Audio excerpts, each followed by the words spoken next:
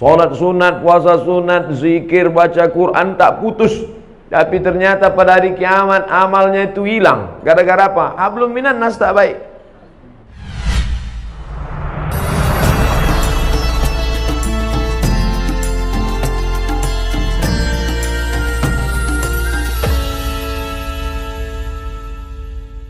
Alhamdulillahilladzi bi ni'matihi tatimmu shalihat, wassalatu wassalamu ala sayyidis sadat wa ala alihi wa ashabihi ahlil fadaili wal karamat. Subhanaka la ilma lana illa ma 'allamtana innaka antal alimul hakim. Rabbi shrah li sadri wa yassir li amri wahlul 'uqdatam min lisani yafqahu qawli. Man lam yashkurin nas, siapa yang tidak berterima kasih kepada manusia, lam yashkurillah, maka dia tidak dianggap bersyukur kepada Allah. Saya mengucapkan banyak terima kasih kepada sahibul bait. Tidak dapat saya sebut satu persatu. Insya Allah semuanya dibalas Allah kebaikan dan berkah hidup. Hadir pula bersama kita guru-guru kita yang tidak memberikan materi kepada kita, tapi mengajarkan kepada kita mana yang hak, mana yang batil, mana yang betul, mana yang salah. Mudah-mudahan guru-guru, ustaz-ustaz kita dipanjangkan Allah umurnya, murah rezekinya, dan yang paling penting istiqomah dalam iman dan Islam. Nabi SAW menerima wahyu umur 40 tahun. Dia bertahanus, bersunyi-sunyi di Gua Hira 3 kali. Umur 38, umur 39, umur 40. Umur 38 tak ada kejadian apa-apa. Umur 39 sunyi sepi saja. Umur 40 ada makhluk besar memeluk dia. Kata makhluk itu, Iqra, bacalah. Dia jawab, ma'ana biqari, aku tidak bisa baca. Dia ulang 1 kali lagi, Iqra. Jawaban Nabi sama. Yang ketiga kali baru dia bacakan, Iqra bismi rabbikal ladzi khalaq, khalaqal insana min 'alaqin, Iqra wa rabbukal akramul ladzi 'allama bil qalami 'allamal insana ma lam ya'lam. Setelah itu Nabi turun ke bawah, berselimut kedinginan. Turunlah ayat, ya ayyuhal muddatsir, wahai orang yang berselimut, qum, bangun, bangkit, fa'anzir, beri peringatan. Turun lagi ayat, wa anzir ansyiratakal akrabin, beri peringatan kepada kerabat-kerabat dekat saudara maramu. Dipanggillah pamannya, dipanggillah semuanya. Nabi naik ke atas bukit. Lalu kata Nabi, seandainya ku katakan di balik bukit ini ada pasukan musuh yang akan menyerang kota Makkah, percayakah kamu? Kata mereka, kami percaya. Karena dari kecil kau sudah kami panggil Al-Amin, orang jujur dan amanah. Seandainya ku katakan aku sudah dapat wahyu dan aku adalah Rasul yang diutus oleh Allah, apakah kamu percaya? Disitulah kemudian Abu Lahab berkata, tabban laka ya Muhammad, celakalah kau Muhammad, alihadza jama'tana, apakah hanya untuk ini kau kumpulkan kami? Turunlah ayat, tabbat siyada abi lahabi wa tabb ma aghna anhu maluhu wa ma kasab sayasla naran dzata lahab wa imra'atuhu hammalatal hatab fi jidha hablum mim masad. Apa pelajaran dari sini? Seandainya cukup hablum minallah, Nabi tidak turun dari Jabal Nur. Cukup tahajud baca Quran, zikir, tahajud baca Quran sampai malaikat maut datang. Selesai masalah. Tapi Nabi turun ke bawah, berhadapan dengan Abu Lahab, Abu Thalib, Abu Sufyan, Abu Bakar, dan akhirnya selamat selama 13 tahun di Makkah, 10 tahun di kota Al-Madinah Al-Munawwarah. Inilah tema kita siang hari ini, hablum minallah, hablum minannas. Saya secara hablum minallah mungkin dianggap baik, karena tadi sudah sholat subuh, sudah sholat zuhur, bahkan saya sudah sholat asar, jamak takdim. Tapi hablum minannas saya tak baik. Guru di bawah, saya duduk di atas. Tak sopan. Dari kecil diajarkan. Dulu mak kalau ada tamu duduk di bawah, kita duduk di atas. Balik tamu siap-siap volume. Kenapa Ustaz duduk di atas? Dikasih kursi, masa tak diduduki? Orang capek-capek nyari kursi, sampai 3000 suara baru dapat 1 kursi.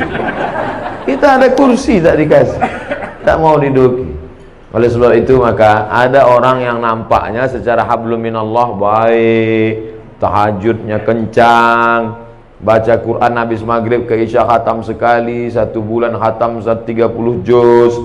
Tapi kalau bercakap dia, kalau bicara dia, Tajam sembilu, tajam lagi lidahnya. Dengan silet Pak Ustaz, tajam lagi lidahnya. Jadi bagaimana lidahnya itu Pak Ustaz? Macam kukuran kelapa. Tahu Ibu kukuran kelapa kan? Kukuran kelapa itu tidak berhenti dia. Habis pun isi kelapa itu, batoknya pun dia bantai juga.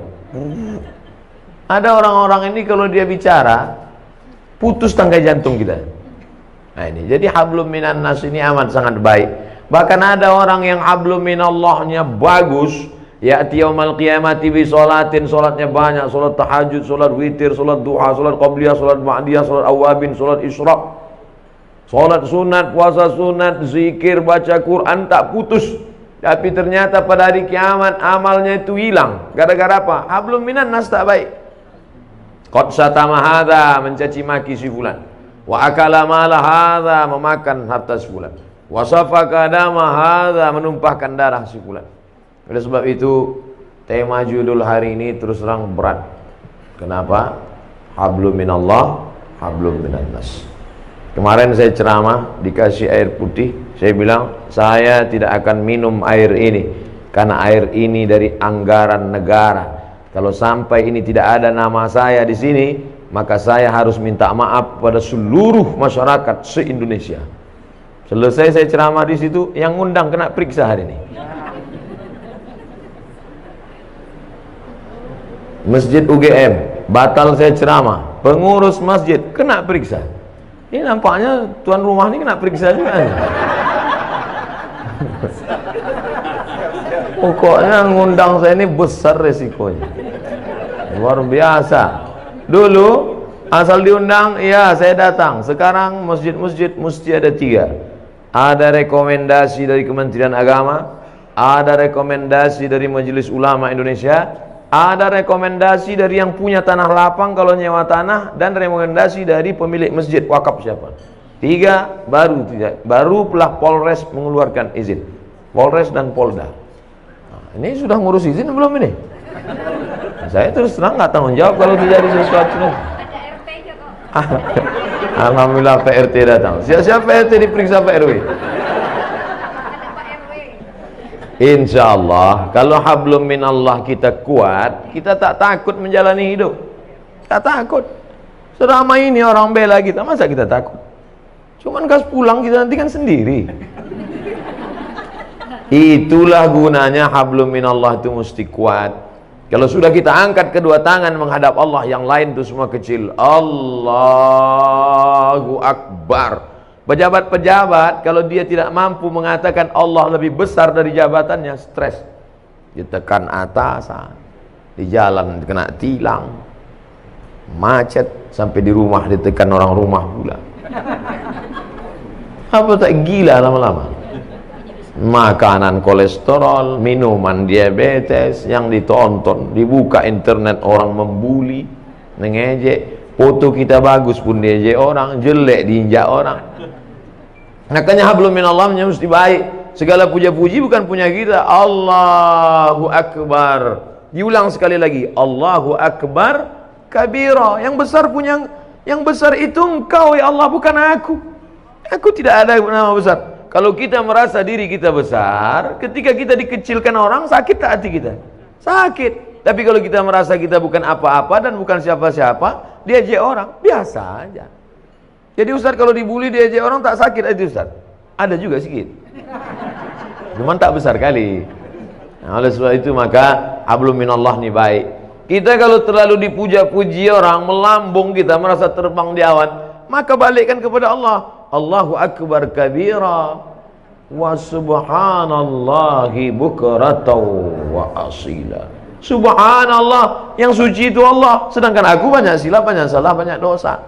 Kemana kita mengadu, kemana kita menghadap? Wajahtu wajhiya, kuhadapkan wajahku. Wajhiya itu artinya wajahku.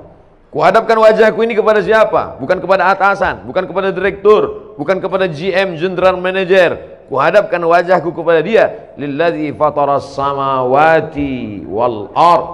Langit, bintang gemintang, Venus, Merkurius, Neptunus, Mars, semua dalam genggaman kuasanya. Innama amruhu idza arada syai'an ayaqula lahu kun. Kecil bagi dia. Dan sebab itu Orang barat itu terlalu dipikirkannya dunia ini sampai tak bisa dia tidur, kena penyakit insomnia. Dimakan 3 pil 1 hari barulah bisa tidur. Habis dosis itu bangun tak bisa lagi, dimakan lagi. Akhirnya hilang penyakit itu, datang penyakit buah pinggang. Sedangkan orang kita tak makan pil tertidur, asal nampak muka ustaz tertidur. Berikut ini mari kita dengarkan tausiah yang akan disampaikan oleh Al-Mukarram. Begitulah hebatnya. Hablum minallahnya harus kuat. Orang kalau tidak kuat hablum minallahnya, dia akan kedukun. Orang kalau tidak, memang namanya sekarang tidak dukun. Kau ku tengok hidup kau tenang-tenang aja sekarang. Iya, aku sejak ada penasehat spiritual ini. Namanya dirubah, casingnya itu juga. Kata dukun, tenang aja, itu di rumah bapak ibu sudah saya pagar keliling. Memanglah rumah kami berpagar, pagar spiritual. Saya sudah tanam di situ 5 jeruk, jeruk purut, jeruk nipis, jeruk bali, jeruk Medan. Untung ada orang Medan.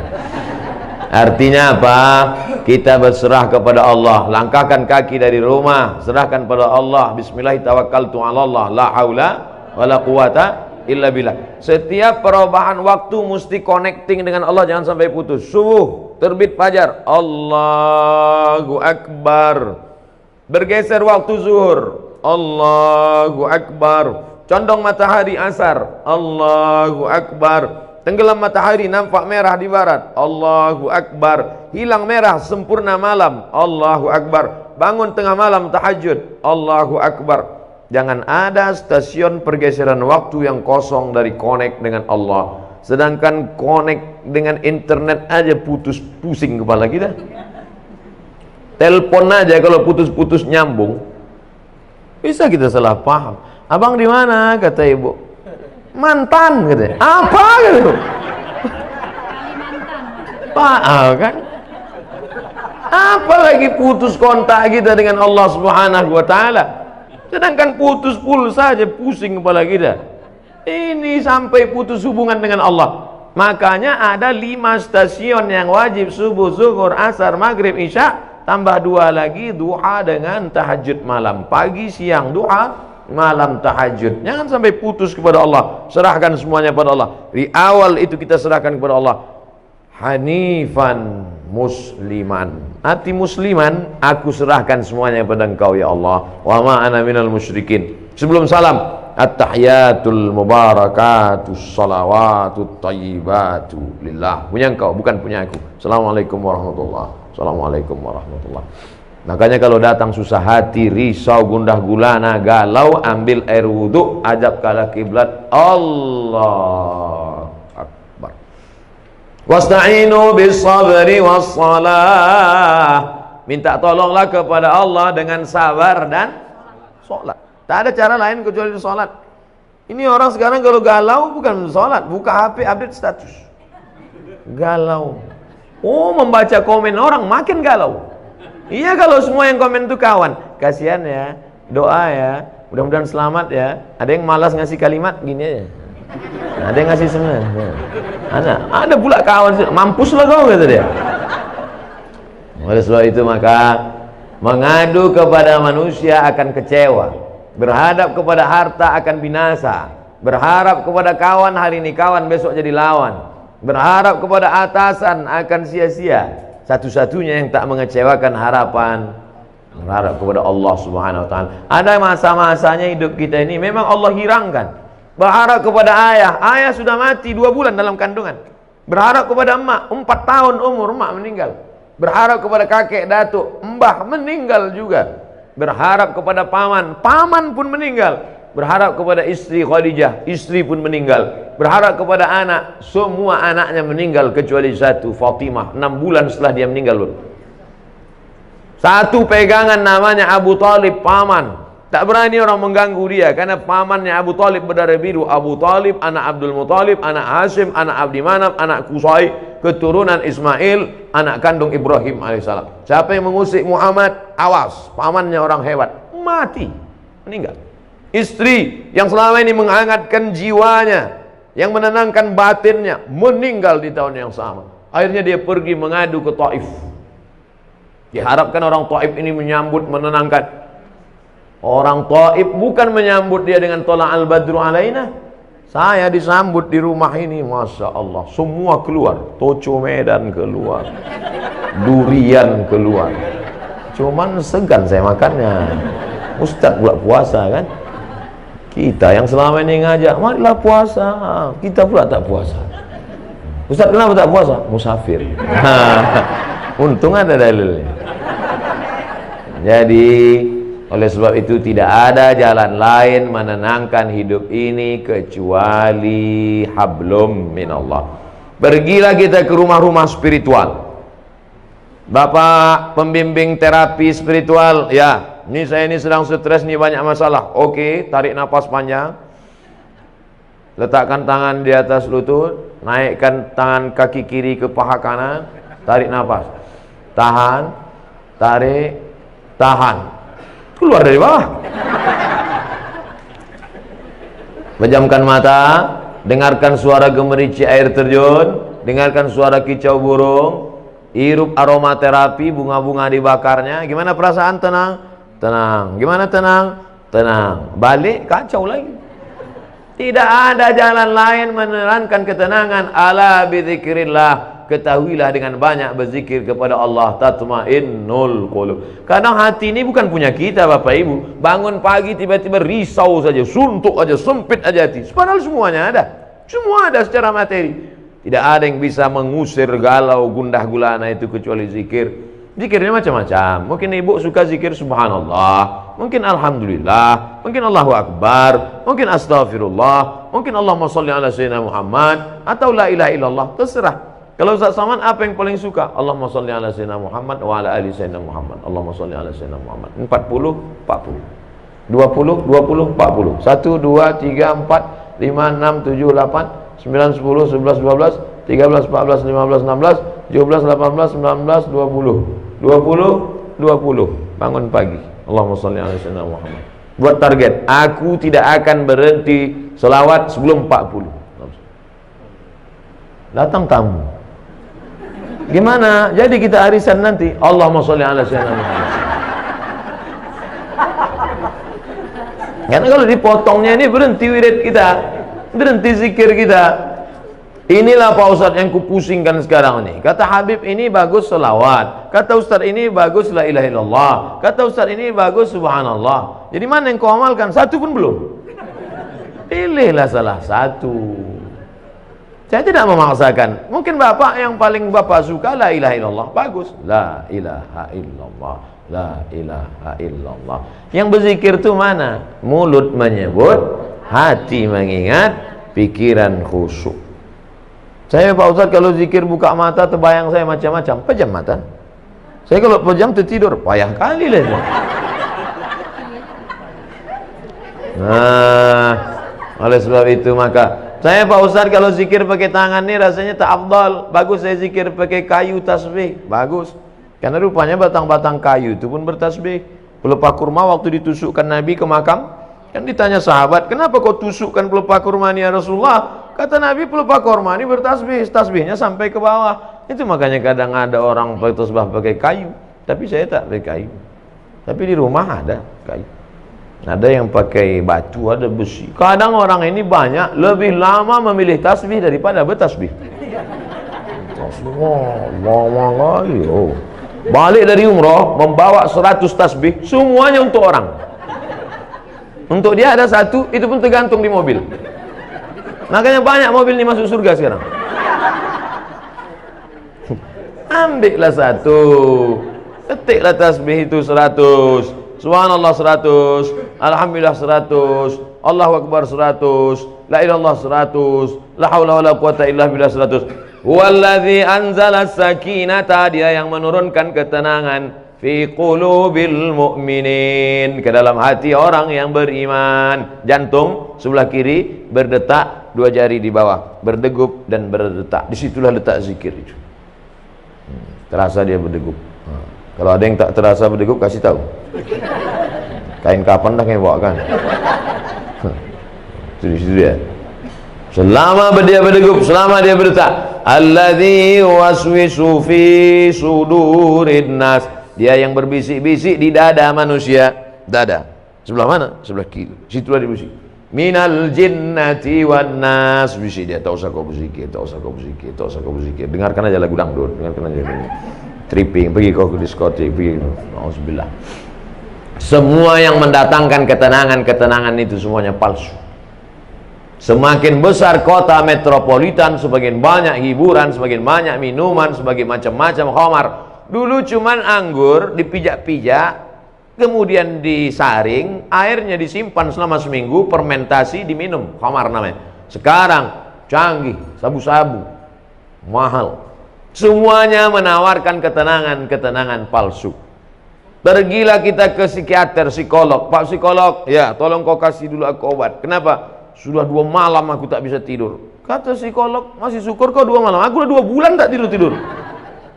Setiap orang punya masalah. Siapa yang tak punya masalah hidup ini? Enaklah Ustaz Somad itu ya. Jalan sana, jalan sini, jalan sana, jalan sini. Saya tak bisa jalan kemana-mana Ustaz, di rumah aja. Kenapa kau tak bisa jalan? Bisul di kening. Malu nampak orang. Enak Ustaz jalan-jalan. Aku jalan-jalan tuh kau tahu kenapa? Iya, aku tak bisa duduk, bisulku di belakang. Hampir semua kita punya bisul. Cuman bedanya kita tak tahu bisul orang. Kalau ditanya satu-satu, tanyalah. Tapi jangan pula gara-gara ini besok susah. Apa kabar? Di mana bisul kau? Kita ini punya masalah semuanya. Adam alaihissalam, la taqraba hadhihi syajarah, jangan kau dekati pohon ini, fatakuna minaz zalimin. Nanti kau bisa jadi orang zalim. Dia pun juga silap dan salah, kemudian dia berdoa, Rabbana zolamna anfusana wa illam taghfir lana wa tarhamna. Adam aja salah. Jangan kau tinggalkan umat ini. Nanti kalau kau tinggalkan umat ini nanti bahaya, tak sanggup dia. Ditinggalkannya umat itu, naik sampan. Sampan mau tenggelam. Semua penghuni sampan diundi. Kita undi ya, siapa nanti yang namanya keluar. Itulah dia nanti yang akan dicampakkan keluar dari sampan. 3 kali undi, nama dia terus keluar. Padahal ibu-ibu selalu berdoa minta nama dia keluar. Arisan. Asal diundi nama Yunus keluar. Asal diundi nama Yunus keluar. Makanya ibu kalau ingin punya anak yang namanya bisa keluar terus arisan, kasih nama Yunus. Keluar terus.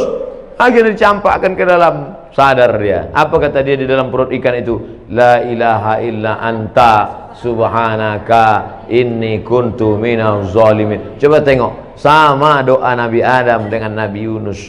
Adam mengatakan Rabbana zolamna, Yunus mengatakan subhanaka inni kuntu minaz zalimin. Makanya kalau kita silap, kita salah, langsung ngaku di hadapan Allah, langsung salat Rabbana zolamna anfusana wa illam taghfir lana wa tarhamna lanakunanna minal khasirin. La ilaha illa anta subhanaka inni kuntu minaz zalimin. Hasbunallah wa ni'mal wakil, ni'mal maula wa ni'man nasir, la haula wala quwata illa billah. Karena kalau dipikirkan di kepala, kalaulah dulu.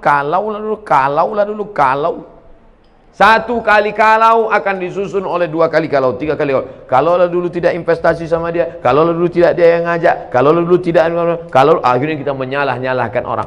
Kepala sebesar ini mau diisi dunia beserta isinya. Apa tak pecah pembuluh darah? Pam. Ya kalau langsung mati. Kalau stroke 6 bulan? Mohon maaf Bapak Ibu yang stroke. Kadang cakap saya ini banyak nyinggung perasaan orang. Saya tak ada, saya pikir-pikirkan itu. Banyak jamaah itu tersinggung kami Pak Ustaz. Tak apa-apa. Beberapa jamaah tersinggung balik mati. Bukan karena itu, ajalnya sudah sampai. Yang pertama kali yang paling penting hablum minallah. Tapi menjalin hablum minallah tidak bisa kita buat-buat. Misalnya ibu bapak pergi ke tengah panas terik, mengangkat tangan, hablum minallah, hablum minallah, tak diterima. Man ahdatsa, siapa yang membuat-buat amal, malaisa alaihi amruna, yang tidak aku kasih tunjuk, kata Nabi, fahuwa raddun, amal tu mardud, tak boleh. Saya Pak Ustaz mau mendekatkan diri pada Allah nih, terus jalan kaki saya ke puncak. Bukan begitu cara mendekatkan diri pada Allah, dengan cara sholat. Banyak-banyak buat sholat. Sholat duha. Berapa rakaat Pak Ustaz? Unlimited. Sebanyak-banyak duha. Tapi katanya ada riwayat mengatakan 2 rakaat. Ada pula Ummu Hani mengatakan 8 rakaat. Ada riwayat Aisyah mengatakan tak ada batasan. Mana yang betul Pak Ustaz? Kalau waktu pendek 2 rakaat, banyak waktu kosong 8 rakaat. Lebih daripada itu, terserah, menenangkan hati. Ayatnya Pak Ustaz, terserah. Rakaat pertama qul huwallah, kedua qul huwallah lagi. Memang itu yang dihafal. Nanti pas ditunjukkan malaikat catatan qul huwallah. Kedua sama dengan di atas, sama dengan di atas, sama dengan di atas, sama dengan di atas. Kau kenapa kau sholat ayat kau qul huwallah terus? Masih syukur aku sembahyang, kau tidak. Oleh sebab itu maka sholat pokok pangkal yang pertama. Yang selama ini tak sholat, kalau mau menenangkan hati, menenangkan jiwa, mengusir galau gundah gulana, perbaiki hablum minallah. Adapun yang sanggup puasa sunat, bagus. Apalagi untuk ibu-ibu, bagus banyak puasa sunat. Bapak-bapak, bagus banyak puasa sunat. Saya suruh mahasiswa-mahasiswa itu kalian puasa sunat. Untuk apa Pak Ustaz? Mengirit belanja. Puasa sunat untuk apa Pak Ustaz? Mengurangi tekanan darah tinggi, kolesterol. Semua puncak mari penyakit adalah makanan. Al-ma'idatu baitu kulli da. Lambung sumber segala macam penyakit. Asyaitanu yajri majran dam. Setan mengalir dalam aliran darah. Kalau kamu mau kurangi alirannya, kalau kamu mau persempit lalu lintas setan, kurangi makan. Ustaz Somad ini nyindir kami makan nih, enggak. Saya makan tuh tergantung undangan jamaah. 5 hari itu undangan, 5 kali makan. Sikit-sikit makan, sikit-sikit makan. Tapi tak ada pantangan. Apapun ada habis, riba sudi, hantam keromong, bantai saja. Yang penting kita berdoa, yang penting sehat. Jangan katakan kalau kurus sakit, kalau gemuk sakit. Enggak, mau gemuk, mau kurus, yang penting sehat. Ustaz sakit ya, kata dokter. Ustaz sakit? Tidak, saya bilang. Ustaz kalau biar agak nampak sehat sikit, Ustaz harus minum ini, dikasihnya susu kental manis. Susu kental manis. Sekali pagi 1 gelas, siang 1 gelas, sore 1 gelas. Ustaz minum ini sebulan naik. Sebulan saya minum, timbang tetap 50. Kata Pak dokter, dokternya orang Batam. Katanya Ustaz udah Ustaz minum SKM itu, sudah Pak. Tak ada bertambah, tidak. Ustaz terima aja lah, udah takdir Allah. Yang penting Ustaz sehat. Dan diperiksa sehat, alhamdulillah. Jadi hidup ini perlu kita pikirkan, tapi jangan terlalu dipikirkan. Karena tak selesai dengan urat kepala kita. Buat fa idza azamta, kalau kau sudah tekad bulat, fatawakkal 'ala Allah. Bertawakallah kepada Allah Subhanahu wa taala. Setengah jam, 30 menit, hablum minallah. Salat, hablum minallah. Baca Quran, hablum minallah. Saya Pak Ustaz berdiri lama tak bisa, sakit kaki. Salat duduk di kursi. Salat duduk pun tak bisa juga Pak Ustaz, sakit pinggang. Baca Quran. Baca Quran pun tak bisa Pak Ustaz. Asal dibuka Quran bersatu titik ba titik ya titik berkunang-kunang. Pejamkan mata, berzikir. Berzikir pun tak bisa juga Pak Ustaz. Ada orang mati ikut. Tak ada gunanya kau hidup lagi. Amal yang paling ringan zikir. Maaf, ibu yang sedang dalam halangan menstruasi, baca Quran tak bisa, sholat tak bisa, galau, duduk di samping jendela, mulut mengalah. Bukan cuma hantu masuk, lalat pun masuk. Tidak ada jalan lain kecuali zikir, zikir, zikir sebanyak-banyak. Abu Hurairah sebelum tidur malam menyimpul alfa uqdah, disimpulnya 2000 simpul. Diambilnya tali 2000 simpul, sebelum tidur malam dipetiknya 2000 simpul. Subhanallah, subhanallah, subhanallah, subhanallah. Kenapa kita payah tidur? Banyak betul yang kita pikirkan. On-kan hati, off-kan otak, petik tasbih. Makanya banyak orang dulu mati pas dibuka selimutnya megang tasbih. Dibuka selimutnya saat di terakhir pegang. Orang kita enggak, pegang HP terakhir. Banyak orang sekarang mati megang HP. Update status terakhirnya rasanya mau mati. Masih mau mati. Saya bukan nakut-nakuti, cerita aja. Jadi kalau ibu tengok nanti bapak tuh nanti malam statusnya agak macam-macam itu, tengok tak sampai subuh nampaknya. Saya tidak mau mengatakan hidup ini tak usah dipikirkan, bukan begitu. Kita pikirkan, kita harus ada planning. Nabi itu programnya bukan 10-20 tahun akan datang. Visi misi Nabi bukan 5 tahun. La taftahunal Konstantiniyah, kalian akan membebaskan Konstantinopel. Dari sejak Nabi lahir, dari sejak Nabi jadi Nabi di Madinah, dari sejak Nabi dapat wahyu, kapan Konstantinopel baru direbut orang Islam? 700 tahun setelah itu. Visi misi Nabi itu 700 tahun kita pikirkan. Kita pun juga berpikir anak-anak kita, kok harus jadi bisnismen, kok harus jadi orang kaya. Tapi sampai kita pikirkan, nanti kalau aku mati anakku ini makan apa, kerja di mana, mobilnya apa, rumah macam mana, kawin sama siapa. Gila kita. Semua kita pikirkan, cabai keriting harganya berapa, harga BPJS berapa. Ya, mati kita. Yang penting kita berusaha, setelah itu kita serahkan kepada Allah. La haula wala quwwata illa billah. La haula wala quwwata illa billah itu setelah action. Setelah action baru la haula wala quwwata. Ini banyak juga orang tak ada berbuat apa-apa, pagi petang tidur aja. Apa ditanya, "Apa kerja kau sekarang?" La haula wala quwwata. Ini kalau ada orang macam ini antukan kepalanya ke dinding. Sungsang ini otaknya. Hablum minallah sudah selesai. Sekarang barulah kita masuk hablum minannas. La tubtilu sadaqatikum bil manni wal adha. Jangan kau batalkan sedekahmu karena mengungkit-ungkit pemberian dan menyakiti hati orang lain. Qaulun ma'rufun, kata-kata yang baik lemah lembut, khairum min sadaqati yatsba'uha adha. Lebih baik daripada kau rajin sedekah tapi menyakiti hati orang lain. Tapi jangan gara-gara dengar ayat ini, alhamdulillah Pak Ustaz, saya memang nggak pernah sedekah, tapi tak pernah saya singgung hati orang lain. Kenapa? Saya tak pernah gaul sama orang, di rumah aja saya. Bukan itu maksudnya. Sedekah rajin, bangun masjid, sekolahkan anak yatim, jangan pinjam diungkit-ungkit. Ini banyak orang diungkit-ungkitnya pemberian dia. Susah sekarang nolong orang Pak Ustaz, macam nolong anjing kejepit. Udah lepas kita pula digigitnya. Tobat saya buat baik nih Pak Ustaz. Oh. Kalau tobat minum khamar bagus, tobat saya berjudi bagus, tobat pacaran bagus. Kan enggak, tobat saya nolong orang Pak Ustaz. Jangan pernah tobat berhenti buat baik. Mungkin bukan orang ini yang membalas, orang lain akan bagi kita balasan.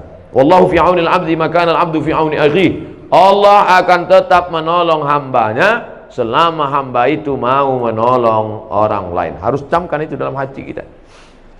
Makanya saya pikir-pikirkan itu, bahwa dia mau membalas tak mau membalas terserah dia, bahwa orang buat jelek sama kita terserah dia. Hidup kita ini sekali kita buat betul baik-baik. La yabitu syab'an, tidak dianggap dia beriman kepada Allah walaupun puasa sunatnya banyak, walaupun tahajudnya banyak, walaupun ke Makkah bolak-balik. Laisa bil mu'min, tidak dianggap beriman. Alladzi yabitu sab'anan wa jaruhu ila jambihi ja'i'un, sanggup dia tidur lelap, tetangga di sebelah rumahnya kelaparan. Makanya harus kita cek nih tetangga-tetangga kita ini, 40 ke depan, 40 ke belakang, 40 ke kiri, 40 ke kanan. Cek. Tak ada Pak Ustaz, kami tinggal di komplek elit orang-orang kaya. Cari lagi, terus keliling, bagi fakir miskin, orang susah, anak yatim, panti jompo, panti asuhan. Makanya dari kurban saya sampaikan itu, di komplek-komplek jangan lagi dipotong kambing, kerbau, lembu di komplek kita. Cukup potong 1 ekor kambing, bagi agak 2 ons setengah kilo, sudah. Banyak juga orang di komplek itu tak makan kambing. Saya Pak Ustaz jangan kan makan kambing, nengok kambing itu udah kumat darah tinggi saya. Serahkan ke kampung-kampung, serahkan ke kecamatan-kecamatan, dinikmati orang lain. Islam tidak hanya mengajarkan kita simpati, kasihan, lebih daripada simpati, empati. Makanya beli beras 10 kilo, beli minyak 1 kilo, beli gula 1 kilo, beli ikan, sarden, beli roti, bungkus, antarkan, sepaket. Yang saya ceramahkan ini yang sudah saya buat. Yang tak saya buat saya takut nyampaikannya.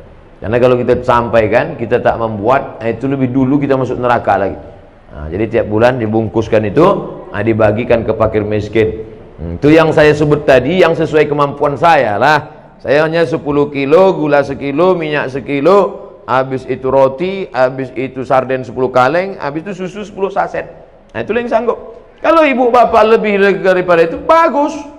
Itulah yang akan menolong kita di hadapan Allah. Habis orang susah, miskin, anak yatim itu makan, dia pun mengucapkan, Alhamdulillah ya Allah, orang yang ngasih beras nih ya Allah, mudahkanlah urusannya. Mungkin doa kita tak menembus pintu langit. Doa dia bersyukur kepada Allah karena lidahnya tak makan riba, karena dia bersih, berharap menumpang doa orang lain. Adapun yang kita makan, kita simpan, kita habis semuanya. Disimpan sampai tak menetes sedikit. Bakhil, bin pelit, bin medit, bin kedekut, bin tak apalah lagi. Apalah bapak ibu nasab keturunannya itu. Sampai akhirnya tak ada setetes pun lagi menetes. Habis. Hidup ini cuman makan pakai, dimakan dipakai, dimakan dipakai, habis. Ma'akal yang kau makan busuk, wa malabista yang kau pakai lapuk, wa mata tasaddaqta yang kau sedekahkan. Itulah yang akan kau bawa menghadap Allah Subhanahu wa taala. Makanya senang saya silaturahim begini. Datang bertamu ke rumah, buat pengajian. Man ahabba yusatalahu fi rizqihi, siapa yang mau lapang rezekinya, wa yunsa'alahu fi atharihi, panjang umurnya, falyasil rahimahu, sering-sering menyambung tali silaturahim. Bulan depan buat rumah ibu, bulan depan buat rumah bapak, bulan depan rumah bapak. Tapi yang diingat pulang pengajiannya. Ini banyak juga. Apa yang kau ingat tadi? Di rumah si Anu toco, rumah si Anu kemarin ini, di rumah si Ani. Makanan itu bagus juga. Karena dalam Islam diajarkan absus salam, tebarkan salam, tut'imut ta'am, kasih makan, tusalli wan nasu niyam, salat waktu orang tidur, tadkhulul jannata bisalam, masuk surga dengan selamat. Pertama, kasih salam. Kedua, kasih makan. Ketiga, salat waktu orang tidur. Keempat, masuk surga dengan selamat. Mudah-mudahan kita termasuk golongan itu insyaallah. La yukallifullahu nafsan illa wus'aha. Allah tidak membebani kita lebih dari kemampuan kita. Payah Pak Ustaz ngasih bantuan. Di mana saya mau ngasih bantuan? Datangi Ustaz kita. Ada sekolah Al-Islam. Di sana ada santri lebih 1000 orang. Tanya, berapa guru yang belum digaji? Berapa anak santri yang belum bayar uang sekolah? Berapa yang bukunya sobek koyak? Berapa yang sepatunya belum? Tanya, tengok. Belikan bantuan. Itulah yang akan menolong di hadapan Allah Subhanahu wa taala. Kalau bisa gitu kita lakukan, mati kita. Saya Bapak Ibu sudah banyaklah melewati kota daerah yang 20-30 tahun lalu itu rumah orang-orang kaya, itu pejabat-pejabat tinggi. Tapi saya tanya sekarang, mana si Bapak Anu Fulan dulu? Udah meninggal, mana si Bapak Anu rumah? Udah dijual. Mana mobil dia yang mahal dulu? Sudah dibagi-bagi, tinggal, habis semuanya. Masuk ke dalam liang lahat, mati dimakan cacing tanah. Yang kekal abadi, itulah yang dalam catatan malaikat, inna alaikum lahafizin kiraman katibin ya'lamuna ma taf'alun. Reuni-reuni itu ada juga bagusnya. Saya ketemu sama reuni kawan-kawan SD dulu, kemudian di pesantren dulu ada alumni SMP, SMA. Saya tengok lah, waktu ketemu alumni SD, SMP, saya tengok, kasihan ya.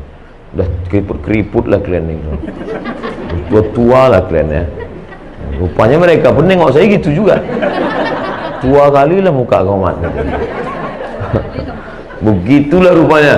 Tak sangka kita, karena kita merasakan pagi, petang, siang, malam, pagi, petang, siang, malam, pagi, petang, siang, malam, jalan sana, jalan sini. Kita rasa hidup ini begini juga. Begitu kita jumpa kawan-kawan kita, anak-anak yang sudah besar, sudah bercucu. Oh, rupanya udah lama kita hidup ini. Sepatu kalau sudah terlalu lama dipakai, mulailah tipis tapaknya. Mobil lewat 5 tahun, macam-macam, dipencet sign, air yang keluar. Reuni setelah taman SMA 10 tahun, taman SMA 18, 20 tahun, 96 tamat, 2016 kumpul, 40 tahun. Pertanyaan, berapa nak? Berapa? Ketemu setelah 50 tahun, mulai pertanyaan, kubur si Anu di mana? Ketemu, kau sakit kau apa? Ketemu umur 80, kau pakai pampers apa sekarang? Saya kemarin diminta oleh Ustaz, tolong buatkan video. Apa videonya? Selamat atas pertemuan alumni SMEA dan SMK Area Medan. Sampai ketemu sini. Saya selipkan di ujung, jangan kalian CLBK. Ini ada hikmah sebetulnya di balik itu, silaturahim. Mungkin yang ada meninggal suaminya, ada anak yatim, tolong. Itu guna reuni-reuni itu mengingatkan. Besok kau datang ke rumahku ya. Ada apa? Anak cucuku lahir. Datang kita. Tujuan cucunya itu lahir bukan tujuan mau makan kambing. Kalau mau makan, kita tahu tempat. Kita datang mau melihat tapak kaki cucunya yang 2 jari itu. Itulah kita 30 tahun yang lalu yang tak punya apa-apa, tak tahu apa-apa, dan panjang kita sejengkal. Coba kau tengok cucuku, lucu ya, macam kakeknya ya. Nampak betul kita bohong. Mana pula mungkin bayi itu macam kakeknya? Bukan itu yang mau kita lihat. Yang mau kita lihat adalah tapak kakinya 2 jari. Teringat kita pada almarhumah mak kita. balik dari situ kita belikan kain agak 20 biji, antarkan ke panti jompo. Melihat panti jompo tu nampak kulit ini, kulit macam tisu dah ditarik ke atas. Beginilah kulitku nanti akan datang. Ustaz Somad datang ke rumah sakit ya, tengok orang tua saya. Sampai ke situ, apa kata dokter? Ustaz, ini tak bisa lagi kami suntik. Asal dimasukkan dalam suntik, sobek saking tuanya. Lembut kulit ini, sudah. Begitulah rupanya kalau sudah lama dipakai. Oleh sebab itu kita mesti sadar, kita sekarang, sedangkan kita adalah masa lalu dan masa akan datang. Masa lalu kita kanak-kanak, masa akan datang kita akan tua renta. Masa sekarang inilah kalau mau disempat-sempatkan beramal. Banyak orang berpikir, Pak Ustadz saya nantilah sholat ini, nantilah zikir ini, nantilah baca Quran ini kalau udah anak ini agak-agak besar sedikit. Makin besar anak makin sibuk. Nantilah saya beramal nih kalau anak sudah nikah Pak Ustadz. Makin nikah dia bercucu pula. Dulu ngurus anak 2, ngurus cucu 4. Berapa banyak orang yang dulu ingin beramal sampai tua tak pernah sempat beramal. Sempat-sempatkan beramal, sempat-sempatkan bersedekah, sempat-sempatkan baik-baik hablum minan nas. Itulah yang akan menolong di hadapan Allah SWT. InsyaAllah hablum minan nas saya dengan bapak ibu baik hari ini, sahibul bait bil khusus, tamu-tamu, ustaz-ustaz. Kalau mati saya di Riau, tak ragu saya bapak ibu pasti akan mengirimkan doa Allah maghfirlahu warhamhu wa'afihi wa'afu'an. Tengoklah semangatnya mereka mengaminkan dari sekarang. Bapak Ibu yang dimuliakan Allah SWT, hidup ini singkat, hidup ini pendek, tapi resiko yang akan kita terima nanti di akhirat luar biasa. Ini perjuangan kita. Perjuangan saya mungkin di bidang ceramah, dakwah, khutbah, pondok pesantren, tanah lapang, stadion, masjid, surau, langgar, musola, masuk hutan, keluar hutan. Bulan Februari nanti khusus masuk ke pedalaman. Setahun 2 kali, Februari, September. Tapi perjuangan ibu juga luar biasa. Mendidik anak-anak, mengajarkan mereka akhlakul karimah, mengadakan fit and proper test terhadap teman kawan dan calon-calon menantu. Itu luar biasa. Buat tim fit and proper test, tim seleksi dari luar provinsi, Abdul Somad LC.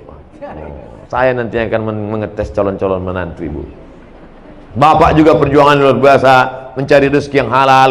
Dulu kalau ada orang menolak duit haram, pulang dia ke rumah, apa kata bininya? Bagus bang, abang mesti takwa pada Allah. Adinda, tadi di kantor ada orang ngasih uang 1 koper, ku buka dolar semua, tapi ku tolak. Bagus bang, kami di rumah tak mau makan haram. Dulu begitu.